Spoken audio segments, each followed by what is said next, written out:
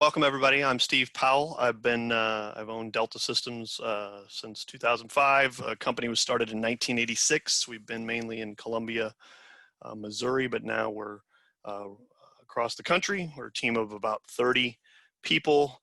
We do consulting, website hosting, development. We just recently bought a division where we do marketing and video production.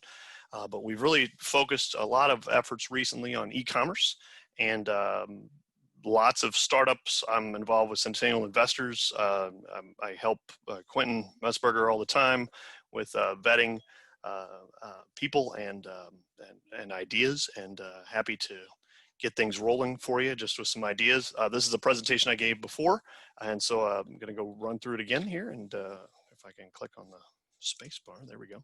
So history of e-commerce. I'm not going to waste a lot of time. Obviously, these days people know what e-commerce is. When we first started talking about this, most people were leery of it, my father included, and he never put his credit card into the internet ever. Obviously, with the events of 2020, if you haven't bought something online, I'm not sure anybody has not bought something online. But anyway, I found an interesting slide share out there about the 24 slides of fun. I was calling it kind of the history of e-commerce, kind of fun information out there to read about. But in the interest of time, let's just keep moving. What are you selling, right? So this is going to basically where do you start, right? What direction is this going to take? All of that is going to be based on trying to determine what platform and what marketplaces you're approaching to do that. Are you going to resell products made by others that you're going to buy and then resell? Are you going to try affiliate marketing where you're going and you're an Amazon affiliate and you really don't even touch the products ever at all? Are you going to sell your own creations, be that handmade or in a shop or a manufacturing facility of some way? Certainly there's many options there as well. And then you get more complicated, obviously business to business, B2B, business to business or business to consumer. And then you may need special pricing, special account levels, bulk sales capabilities tied to inventory management systems, customer relations management systems, et cetera, et cetera, et cetera. So lots of different options. So that's, where are you going? That's kind of the first part of that. So I tell everybody, it doesn't really matter which direction you're going. Start simple. Start selling something on eBay, try out an Etsy store, Facebook Marketplace, Craigslist, of course. If you're going to sell a product, you could start off with Shopify or BigCommerce. These days, we're recommending Shopify. They've really advanced their platform quite well. But again, take things slowly. Don't overcomplicate things. And you want to remove pain points, what I'm going to talk about in a minute here, slowly. Don't waste a ton of money up front building out an entire system for edge cases. You want to start selling products, great.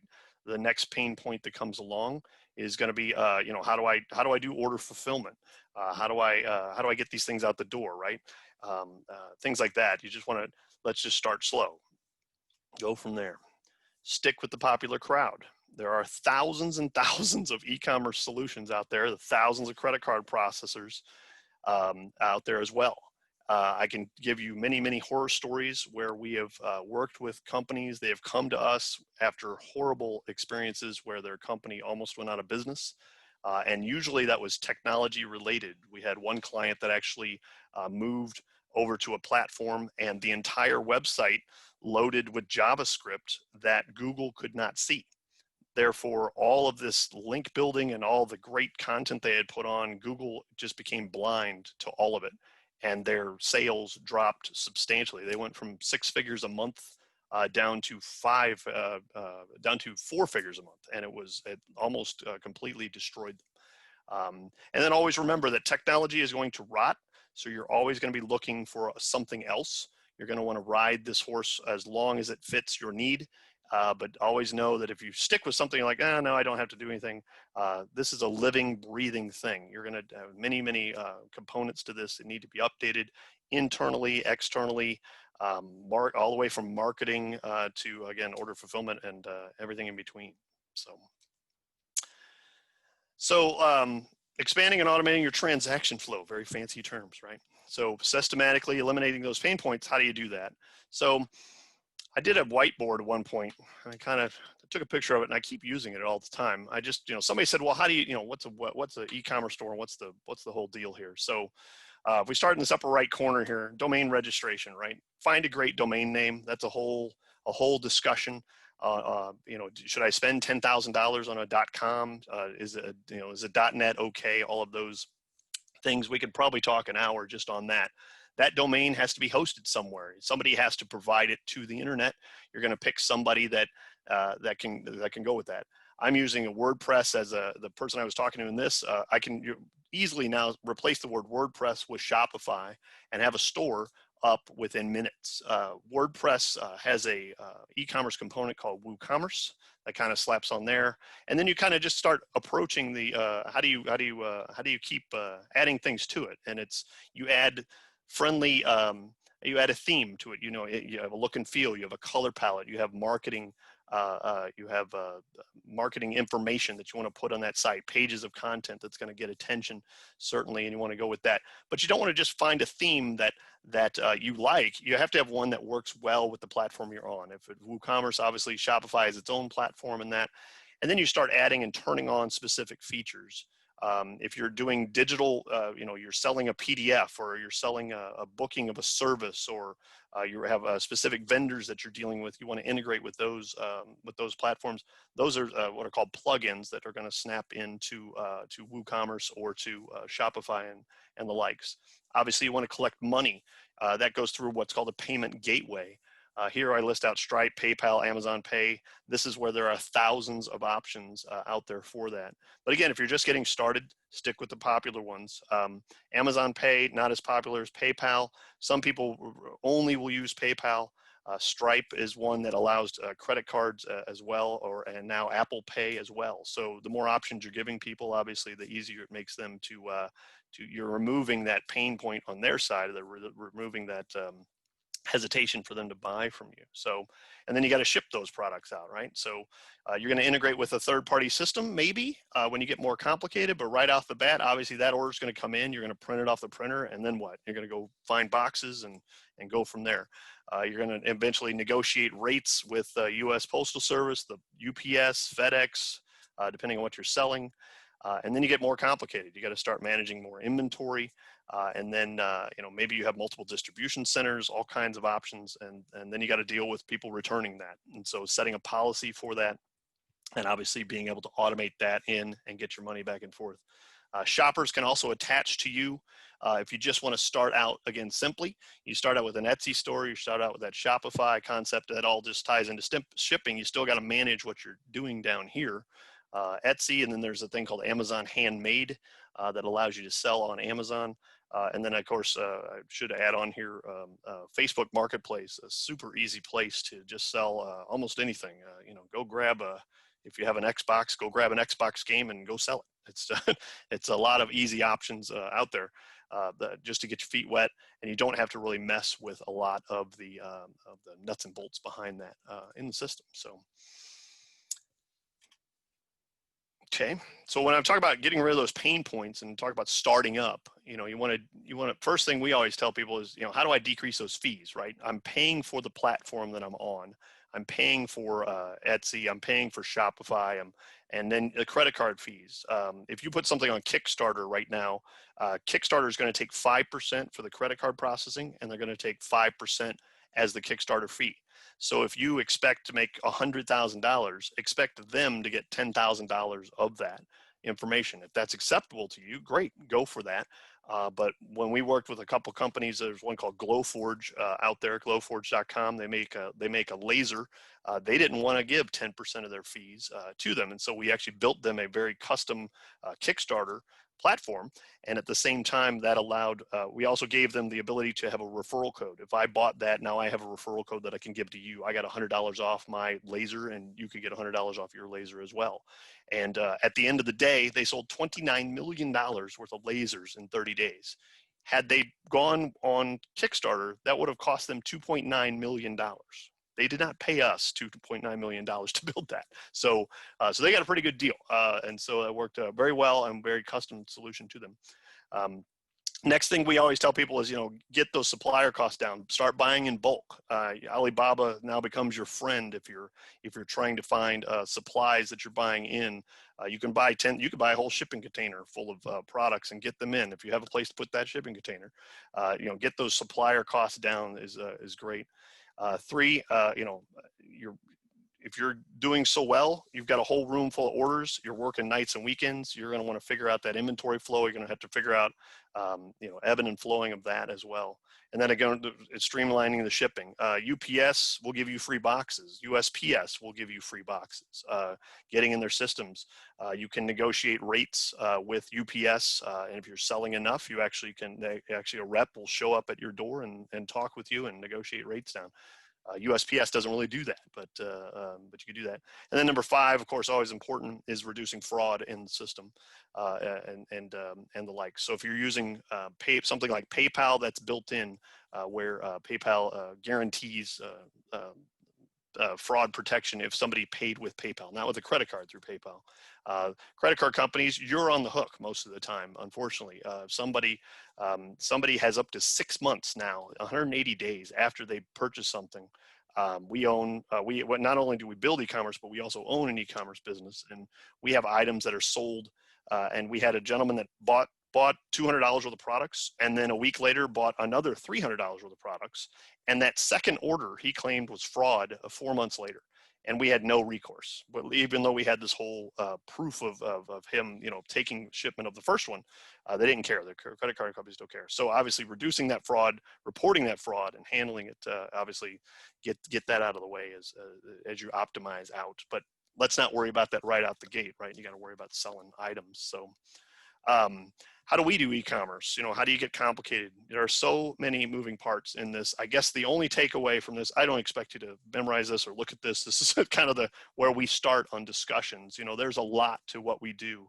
A lot of the hosting, very customized stuff. If you start with something like Shopify, again, it's quick. You don't have to worry about anything on the left.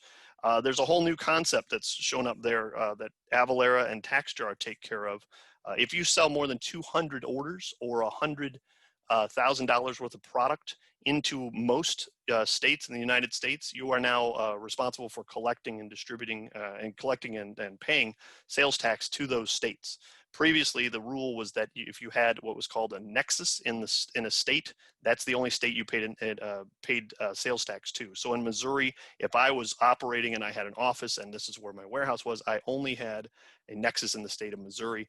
Every other state I shipped to, I didn't pay anybody. So I could have shipped $10 million of product to California, but all the money stayed in Missouri. Wayfair versus North Dakota changed that law and changed that rule, and now every state can collect sales tax online. But again, there are rules and there are levels that you have to worry about later on. Some platforms handle this for you. Again, Shopify handles that for you. eBay, probably not doing that much volume on eBay, but eBay could handle that as well.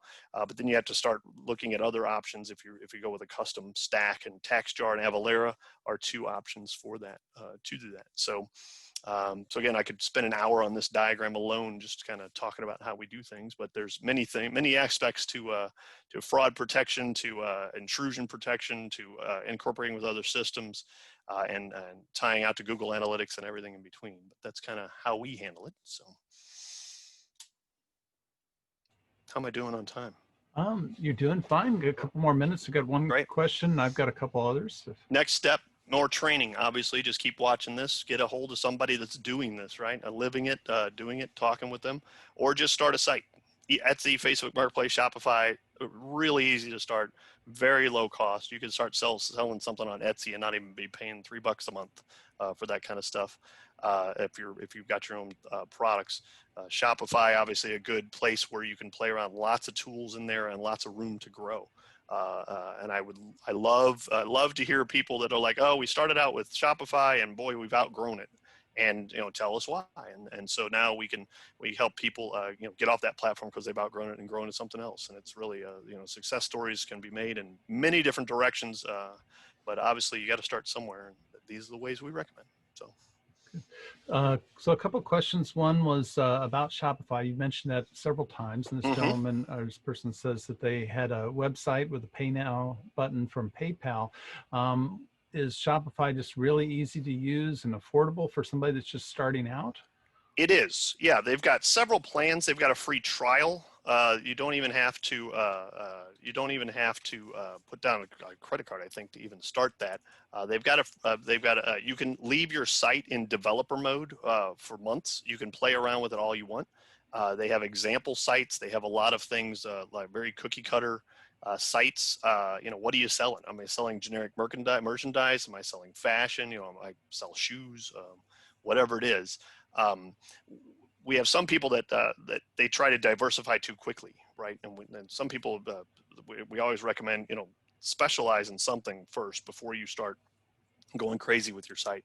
And so if you have a very few number of items that you're selling, there are many things you need to do to get that optimized out, and then you can add more products to it. A lot of people are like, oh, I've got 20 SKUs, 20 products types that I'm listing, but really there's 20,000 that I need to store on there. Okay, well that you're gonna break a lot of things. But yeah, just starting with this, you can play with these sites, and again, you keep them in draft mode before they even go live. And but you could just pick. Don't spend a lot of time on worrying about the design. People are not coming to your site to go, wow, that's an amazing graphic, or look at this color combination. No, they're there to buy products. They came, your front door is not going to be your website. Your front door is Google, so it needs to rank well in Google. If people start typing in words to find, gourmet dog food or something, you want to rank well for gourmet dog food. Starting with something like Shopify is going to allow that to happen. And then when you get there, they want to see the product. They want to see information that's relevant to that. And but again, I wouldn't waste a ton of time on design when you're just getting started. Well, also, a person asks, how do you buy a domain? Where do you go? Do you have a preferred domain registrar that you would recommend to them? And also, is Wix a good alternative as well for these types of e-commerce? I do not recommend Wix for e-commerce. Wix is a very good for a drag and drop experience that you want to get something up quickly. You want to have a lot of flexibility in your design, but I don't find Wix's platform to be. Wix was started as a drag and drop. Let's make a website for my personal brand, for my company, and then e-commerce came along later, and you can tell. And so if you start in Wix and you're like, boy, this isn't working right. How do I do this? How do I add coupons? It all just starts falling apart quickly. Now they're improving, don't get me wrong, but that's not where I would start. I mean, I would start with obviously something else, and again, Shopify.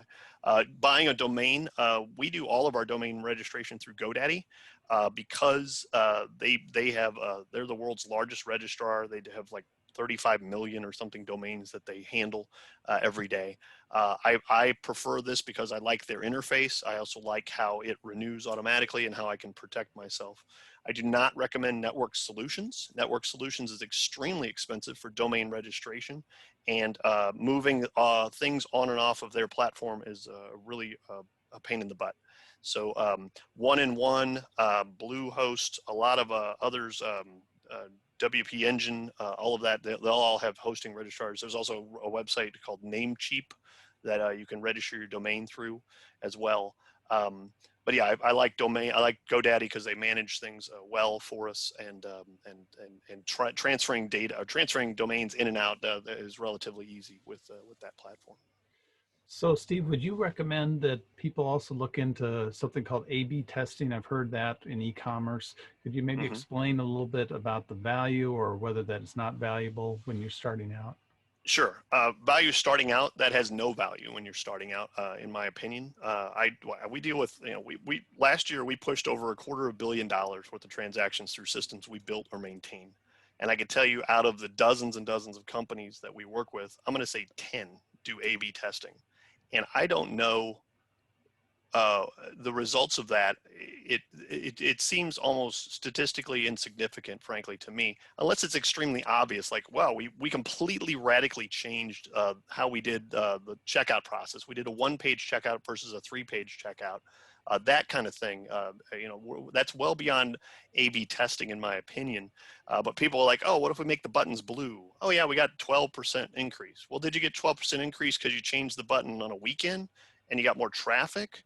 Or what. And so again, to me, it's kind of, you're repainting the room or you're repainting the house over and over, but it's not changing your house. And so again, if I can get to your house, if I'm in Google Maps correctly and people can get here, that's a much better spend of time. It's spending that time in Google AdWords, making sure you're paying the right amount for advertising, and then obviously optimizing your site. I tell people all the time the difference between, you can own your content or you can rent your content when you're advertising. When you own your content, you're putting content on your website that is baked into your pages, right? Your content, you're listing your product, your description, you're using keywords that you want to rank well for. You own that. And so Google, when Google finds you and kind of ranks you for these keywords, you own that. You rent that when you're paying for Google AdWords and you're paying, hey, I want to rank well for this word. And as soon as you turn off the faucet, your rankings go down because obviously they're not sending anybody to you anymore. So if you want to grow organically and you want to optimize your site, that's a much better use of your time than A/B testing is, in my opinion.